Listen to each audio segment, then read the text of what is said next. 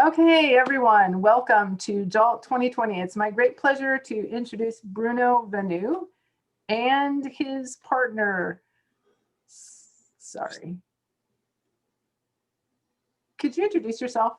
Sorry, Stephen Richmond. Sorry, I'm so sorry, Stephen Richmond. I had it and then I just lost it. Sorry. And we're very excited to have them presenting today. So please go ahead and start. Okay.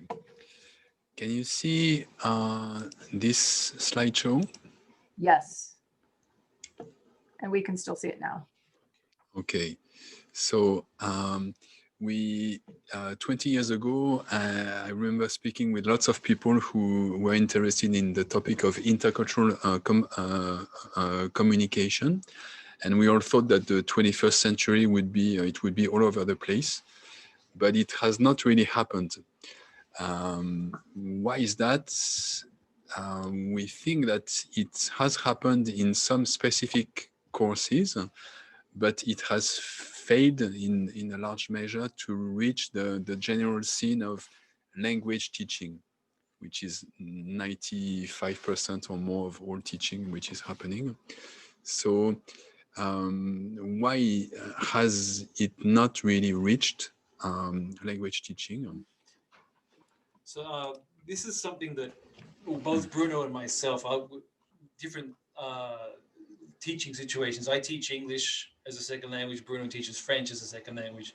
But for many years, we've both been interested in intercultural communication and trying to integrate it into our speaking classes, for example. So we thought I've been teaching intercultural communication as a course called intercultural communication for about 10 years, and it never really seemed to go that well. And we've discussing it together. We're thinking about why this didn't come about so well, and we believe that it's because culture is a difficult topic. It's based on concepts and things that are very quite difficult to grasp, and especially for a second language learner, these concepts such as individualism or collectivism and high low context cultures and these kind of things that we see in other syllabuses about intercultural communication. These things require very, very difficult terms to talk about.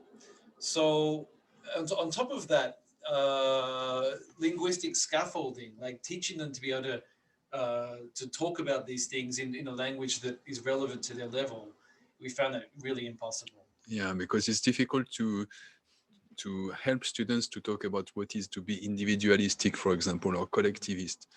Well, on the other hand, if you focus a class on daily life, this is our suggestion. So rather than go from concepts, abstract concepts, what we are suggesting in this workshop is to go from topics of daily life. For example, dating, looking for a job, joining a club. If you choose such a topic, you can actually give some scaffolding to students. You can give them vocab lists. You give them model sentences. We found that when we've taught speaking classes over the years using immediate method, and in our conversation classes, we've always started from the point of daily life topics, because everyone is able to talk about what they do every day. Yeah. It's much more central and close to them. Right. So that's easier on the linguistic side, and it's also easier on the conceptual side to become. I mean, one of our goals is to help students develop some awareness of what is intercultural stuff. And if you go from topics of daily life, you can first go from actually what they know, which is their real life, ask them to reflect on their own habits, reflects on their society, and the fact that their society is not just one block, but there are many groups within that society, and then move on to experiences by people who come from other cultures.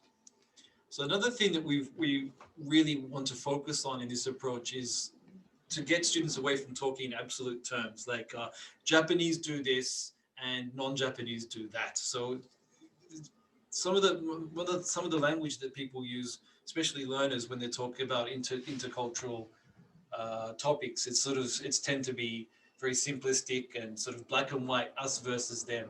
So we want to sort of teach them right from the outset that there is a lot of diversity within Japan, and there is a lot of diversity in cultures outside of Japan. It's not just one big block of other. Right.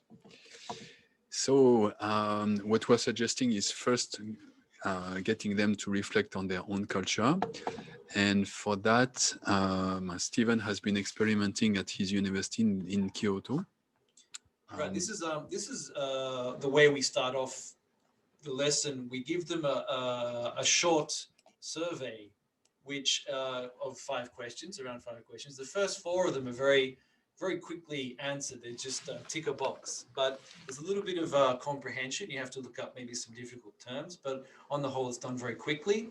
Once you've moved through those, this is a way of getting the students to sort of engage with the topic and to prime them for comparing themselves with other classmates, and then later on with people from other cultures. Now, question 5 is an open-ended one where it's a little bit more complex. So it's asking their opinion usually, or their habits. So we scaffold this by giving them a number of these model answers. With we give them a Japanese gloss sometimes, but also show them that there are some nuances. We want to give them the opportunity to nuance their language right from this point. This is a kind of a base we give them. So of course they can say other stuff than this. They can build up on this, but they don't get stuck with like no ideas. It's a base for language, I think, and it's also a base for thinking. So once they've filled out these 5 questions, then it's time to go and interact with other people in the class. We want to make this a sort of as communicative as possible.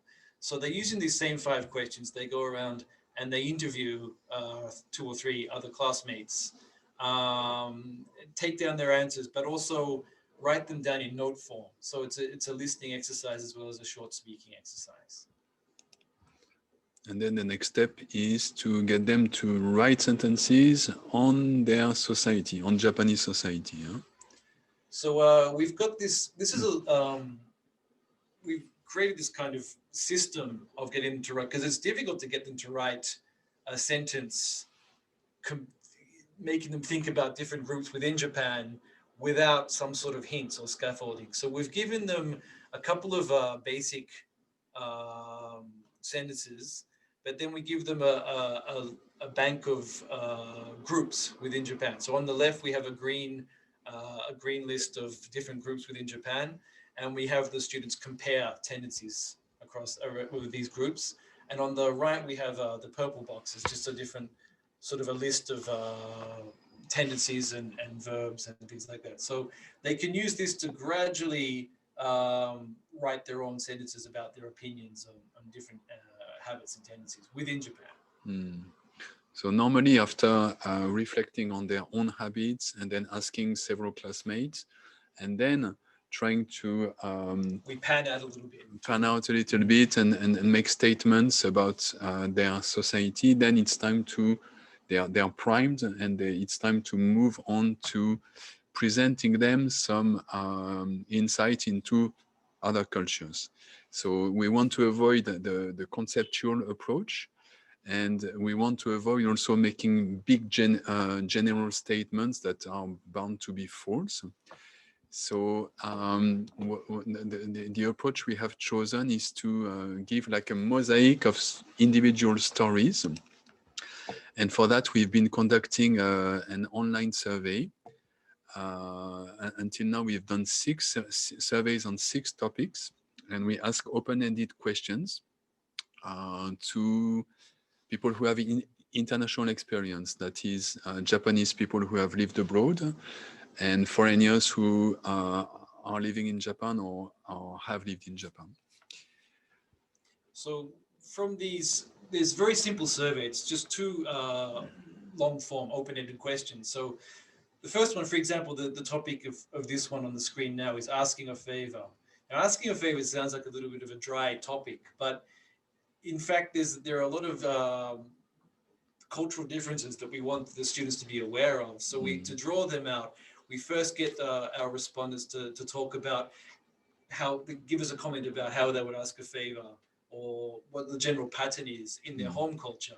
And the second question is asking them to compare that with the second culture that they've lived in. So this is the length of, we get these little responses, the little, maybe a vignette, a little anecdote, a story, or a general sort of overview of their culture. And these topics, we sort of draw interesting texts from this, and we give these to the students to read and to think about. Yeah, on this website, Ibunka, Ibunka means intercultural, basically in Japanese, Ibunka communication. So we've created a website, and if you go to this address, you can see the responses we've gotten for the first 6 surveys. It's open to anyone. You're welcome to use it as a resource if you want. And you can also take the surveys. So please do. You are people with international experience by definition. So we'd be happy to have your responses if you're okay. And then in the material we are creating, so we are working on this survey is the basis of a textbook we are working on, but which is not ready at all. It will be ready in about a year, probably. We have chosen to give some highlights, chose a few interesting responses like this, edit them for clarity and length. And then I think during class time, you just go through them with a few questions of true and false, because this is some English text, foreign language text, which is not that easy to get into for students. So this is helping them to get into it. And after presenting like 6 or 7 of those responses, I think what you're doing in class, Stephen, is to ask them what was the most interesting or the most surprising. The most surprising, or so just to explain the way we go about this one. I found that when I've done classes like this in the past, giving the students a long piece of text for them to read through and then to answer a comprehension question on hasn't really given them much intercultural awareness, so to speak. I mean, it's very, obviously it's based in concepts, and a lot of it flies above their head. So the reason we're going about it this way is we're giving these stories a face and a name, and these are individuals. Obviously we change the names of the people, we keep their nationality, their age, and the sort of that information the same as what the actual stories we get, we change the names on it. So then the students are able to read through this. It's a person speaking to them. It's almost like they're interviewing them.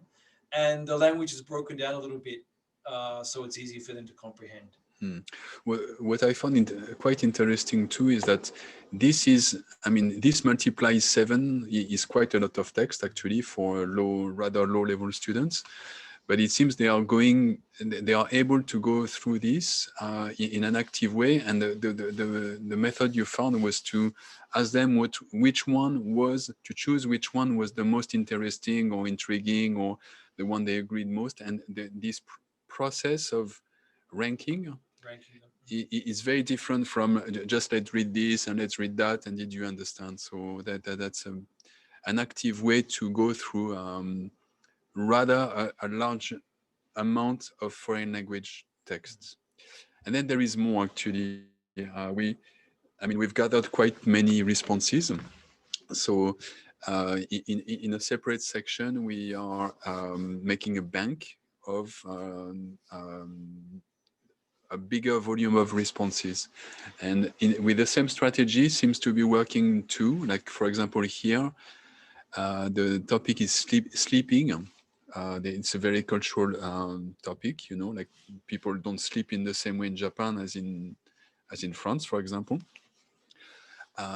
We found that in Japan, people are usually quite tired, and this is okay. This is quite well accepted because it's a sign that you are giving your all. So that's one end of a certain continuum.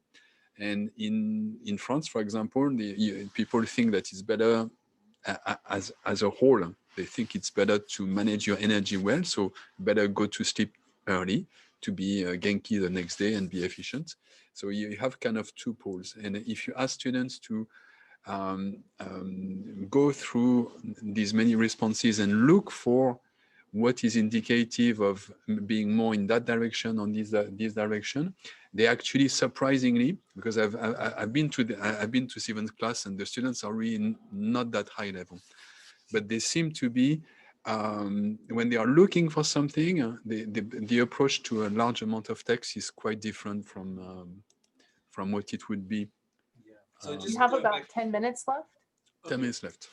just going back to that last one with the huge bank of responses, it does look like, as Bruno was saying, it does look like a large amount of text. But if you say, for example, we get them to the fact that they're all individual stories, they're all broken up into self-contained stories. We have Japanese explanations to help them to get through. There's some tough vocab for them, but apart from that, the fact is, as Bruno was saying, we get them to look for a certain point. So use your marker pen and highlight the ones that are on the screen now. They're actually quite long sections that they've highlighted, but in fact, I get the students to even go a step further sometimes and just choose maybe 2 or 3 words maximum. And then we make a list of these on the board, and then we start to get a picture of, okay, there is a tendency in this direction and there's a tendency in this direction. As you were saying, like manage your sleep or give your all. Now, we don't want to get into absolutes. Again, we want the students to be able to nuance it. So we want them to, after this, come up with, maybe if you have a higher level class, I'd like to try this one day with even higher level students, have them comment on this by writing about, in Japan, there's a tendency to do this because of this. Then maybe have them maybe give a little hypothesis or something like that. But this is still very, we don't want to go that high. What we're aiming to do with this approach is not to say we're going to teach you what intercultural communication is. Our goal is to get them to a certain point, to understand that there is diversity within Japan and without, and these are the ways, the everyday situations, and the situations where you can see it more clearly. Yeah, this is quite difficult to decide what level we are aiming for, what target we are aiming for, because basically we want this approach to work in language classes. So we cannot, it's not like it's a course. I guess it could be used for such courses too, but basically we are thinking not about specialized courses. So what can be the target? The target can be just for the students to realize that there is a large part of life which is cultural and it's unconscious. That's already one big target.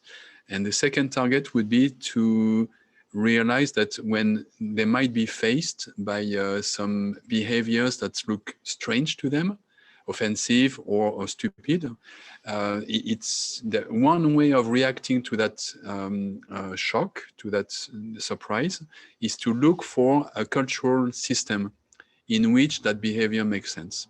So that's both quite of a high level target and actually quite modest one. It's not that hard actually. I think we'd like to ask your opinion a little bit before closing up, and we know we are getting to an end soon. So before that, I'd like to let you know that we are organizing an event in 2 weeks, the autumn workshop. We've been doing that for almost 20 years actually, and basically around the techniques of teaching speaking skills. And this year we'll have one workshop by Jerry, who is attending here. And we'll have 2 workshops on this question of culture, like about the topics and about the classroom activities in a bit more detail.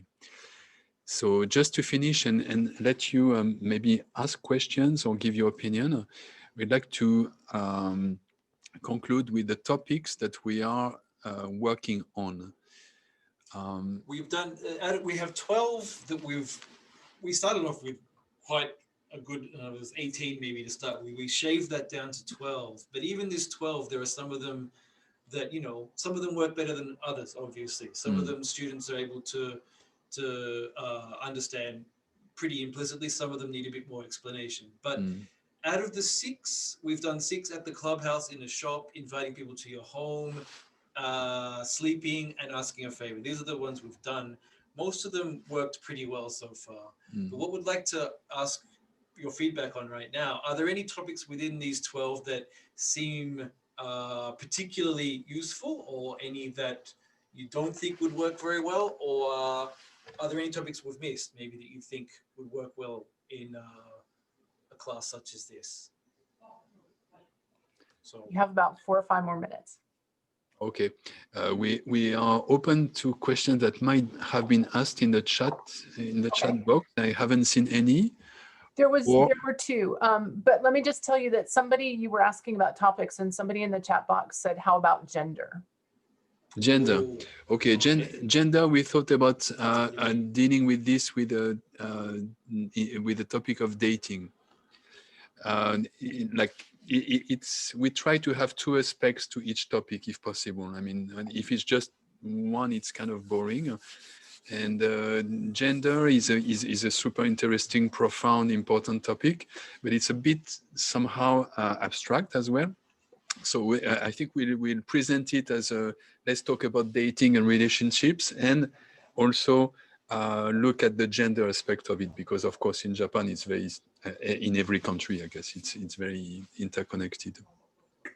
So the question in the chat box was, to what extent does your role as foreigners in the classroom contribute to your discussions? As far as I've been, since I've been testing this kind of approach in class, I mean, of course, students know my cultural background. I tell them I'm from Australia, I've been living in Japan for this many years, and blah, blah, blah.